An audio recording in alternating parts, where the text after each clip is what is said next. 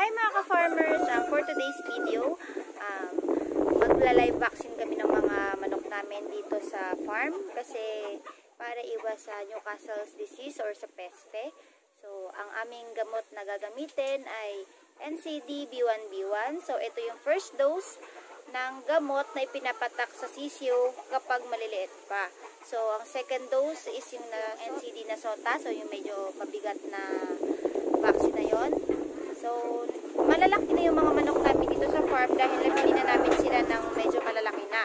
So, para makasiguro tayo sa mga peste, kasi dito sa lugar namin medyo may mga napepesting manok. So, kaya kailangan naming isigurado kung talagang nabakunahan yung mga manok namin nung mga sisiyo pa sila. So, dahil nga hindi namin alam, so nag-decide na lang kami dito na bakunahan sila ng NCD B1B1.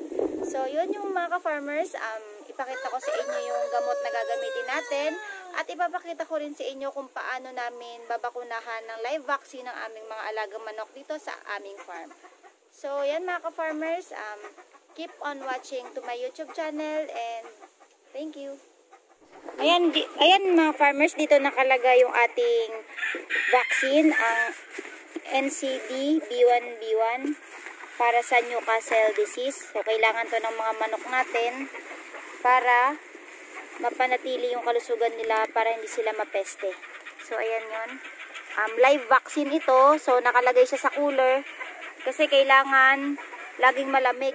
So, ayan, dapat malamig siya. Pinapanatiling malamig yung gamot para hindi mamatay yung live vaccine natin para sa mga manok. So, ngayon, lalagyan natin ng live vaccine yung mga manok natin. So, samahan nyo ako.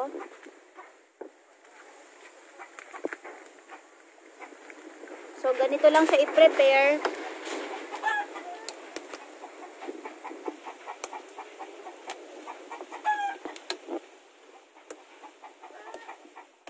So, ganito lang siya i-prepare.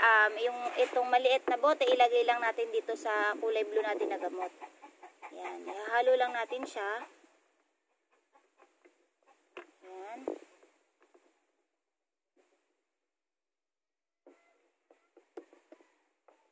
So, yun. Meron din pala siyang takip na parang may butas para eksakto ilagay sa kabila. Ayan.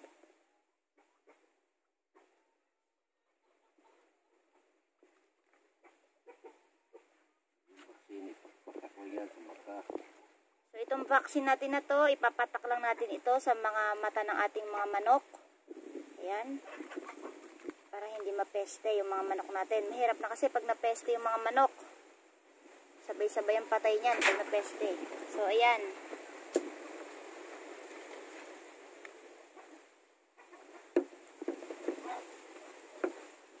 So, yun. Nahalo na siya. Tapos, lagay natin itong parang pangtulo na manatakip. So, ayan. Para maitulo na natin sa mata ng mga manok. So, tara. Samahan niyo ako. So, ayan. Ipapatak natin sa mata ng mga manok. So, kung makita nyo, malalaking manok na itong pinapatak natin. Kasi itong NCD B1B1 vaccine, ito ay first dose. Pinapatak talaga ito sa mga sisiyo pa lang. So, ang sunod na vaccine is NCD Lasota. So, yun, medyo malakas na dosage na yun sa mga manok. So, ito kasing mga manok natin na ito, nabili na natin ito ng malalaki na. So, hindi natin alam kung navaksinan sila nung mga sisiyo pa lang sila nitong NCD B1B1 na live vaccine. So, para makasigurado tayo mga ka-farmers, pinatakan na uli namin ng NCD B1B1 para sigurado tayo sa peste. So, ayan mga farmers, pwede siya sa mata at saka sa ilong. So, yun, ganun, itutulo nyo lang. Ayan. So, itong isang bote na ito, isang patak lang ito sa mata ng manok. So, itong maraming laman na yan, naabot pa yan sa 1,000 na manok. So, kung konti naman yung mga manok nyo, pwedeng medyo marami na yung ipatak nyo para kung hindi man kayo nagtitipid sa pagpatak.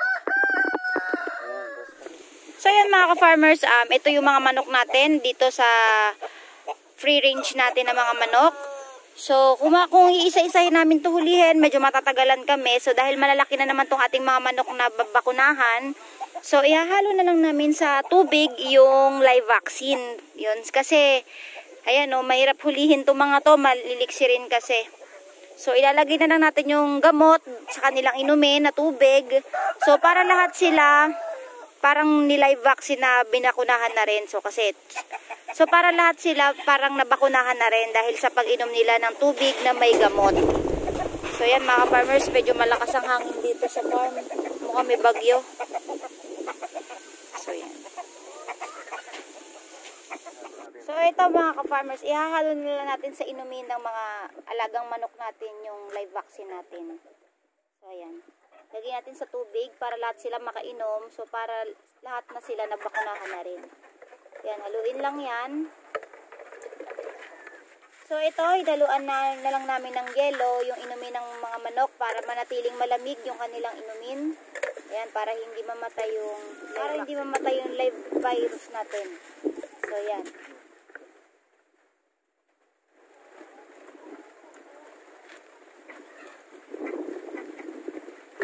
So, yan, ready na natin ito ipainom.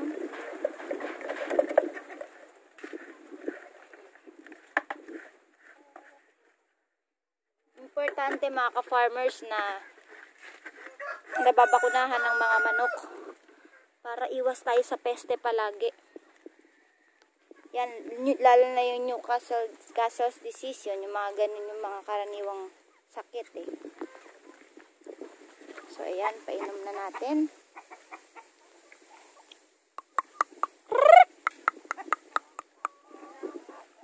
So, ayan.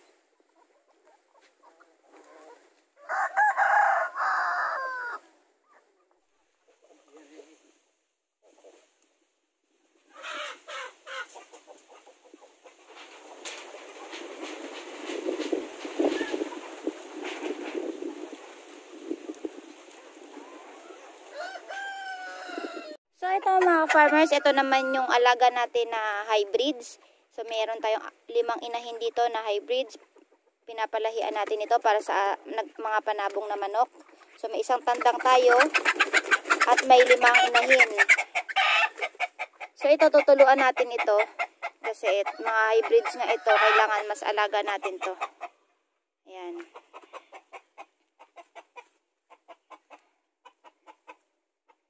So, ayan.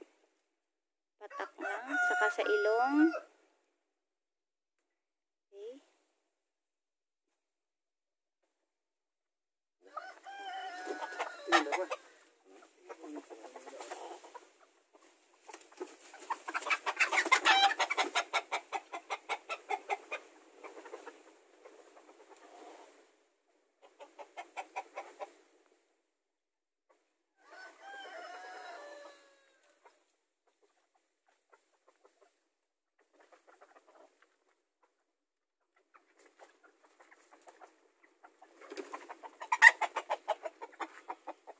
So, ito yung panabong natin. Ito yung naglalahi. Ito yung naglalahi sa mga inahin natin dito. Yan.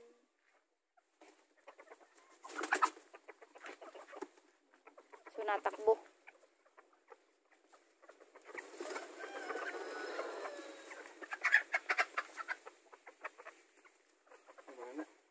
So, ito mga ka-farmers, para ma-sure lalo, yung nilagyan na natin ng tubig yung mga inumin ng mga alagang manok natin. So, ngayon, nilagyan ko rin naman yung mga kakainin nila na patuka. So, para sure tayo na lahat sila makatikim ng vaccine. So, ito guys, naihalo ko na yung natirang gamot dito sa pellet. So, ipapatuka na natin ngayon ito sa ating mga alagang manok. So, ito mga ka-farmers, patuka na natin tong may halo na live vaccine.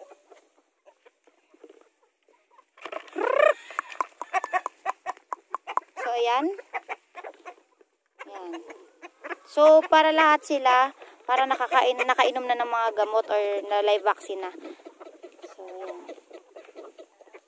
So, after naman nilang tumuka, iinom naman sila dito sa tubig na nilagyan din natin ng gamot. So, yan. Sa ganyang paraan, makakaiwas tayo or makaka-prone tayo sa mga... So, sa ganyang paraan, maiiwas na natin sa mga peste or sa mga sakit ng ating mga alagang manok. So, So yun mga ka-farmers, maraming salamat sa panonood ng video na ito.